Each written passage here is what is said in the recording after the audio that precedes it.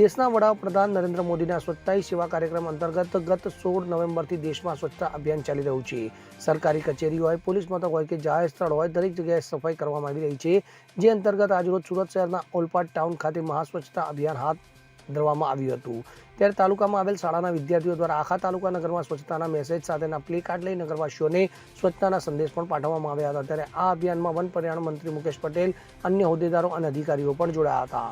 સ્વચ્છતાને લઈને વન પર્યાવરણ મંત્રી હાલ ખૂબ જ ગંભીર થયા છે, જેને લઈ તાલુકાના સાયણ અને કીમ ખાતે મહાસફાઈ અભિયાન બાદ આજરોજ ઓલપાડ નગરમાં સ્વચ્છતા અભિયાન હાથ ધરવામાં આવ્યું હતું। નગરના અશોકનગર અને અસાનાબાદ વિસ્તારમાં જેસીબી અને ટ્રેક્ટર વડે મંત્રી જાતે જ સફાઈ માટે ઉતર્યા હતા।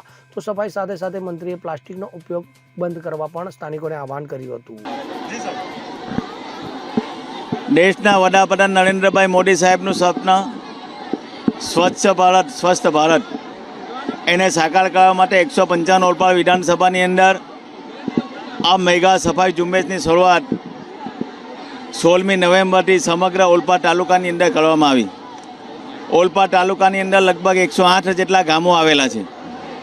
એ 108 ગામોની અંદરથી આજે લગભગ 88 જેટલા ગામોની અંદર સંપૂર્ણ અમે સફાઈ કરી છે।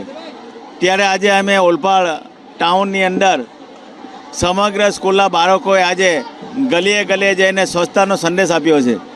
ત્યારે મારું ઓલપાડ સ્વસ્થ ઓલપાડ, મારું ઓલપાડને સાકાર કરવા માટે જ્યારે આજે સમગ્ર બાળકો અને તમામ મારા સામાજિક સંસ્થાઓ, તમામ મારા વેપારી મંડળો સાથે જોડાયા છે, ત્યારે આ મારું 108 ગામનું સફાઈ અભિયાન 2 જાન્યુઆરી 2024ના દિવસ સંપૂર્ણપણે પૂર્ણ થશે। પરંતુ અમે ત્યાંથી અટકવાના નથી। દરેક લોકો અઠવાડિયાના 2 કલાક પોતાનું શ્રમદાન આપશે અને મારું જે ગામ સ્વસ્થ થયા છે તો એમાં દર વખતે દરરોજનું એ સફાઈનું અભિયાન ચાલુ રહેશે।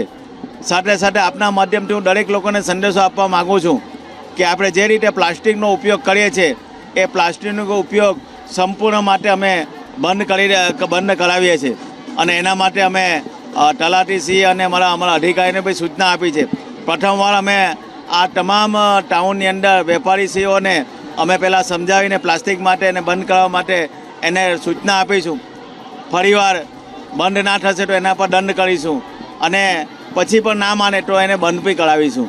તો સ્વચ્છતા માટે અમે બધા જ લોકો જાગૃત છે। આજે તમે જોયું છે સમગ્ર ઓલપાડ આજે સ્વચ્છતા માટે ભેગું થયું છે અને ખાસ કરીને આજે અમે ઓલપાડ માટે, સાયણ માટે અને કીમ માટે જે મોટા ટાઉન છે એના માટે અમે ઓલપાડ તાલુકા પંચાયત તરફથી અમે એક સફાઈનું સ્વીપર મશીન પણ લાવ્યા છે, જેથી હાઈવેની રોડની જે સફાઈ છે, મેઇન રોડની સફાઈ પર રોજની સફાઈ થશે।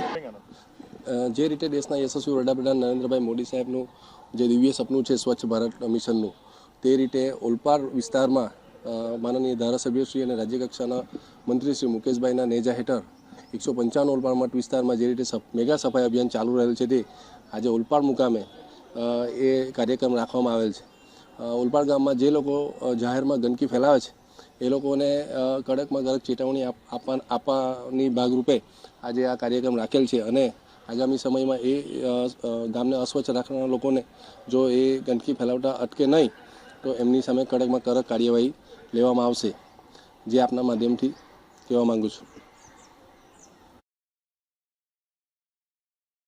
અસ્તિક પટેલ સાથે CN24 ન્યૂઝ ઓલપાડ। હવે જુઓ દેશ દુનિયાની તમામ ખબરો તમારી આંગળીના ટેરવે। ઉઠાવો મોબાઈલ અને ગૂગલ પ્લે સ્ટોર પરથી ડાઉનલોડ કરો અમારી CN24 ન્યૂઝ મોબાઈલ એપ।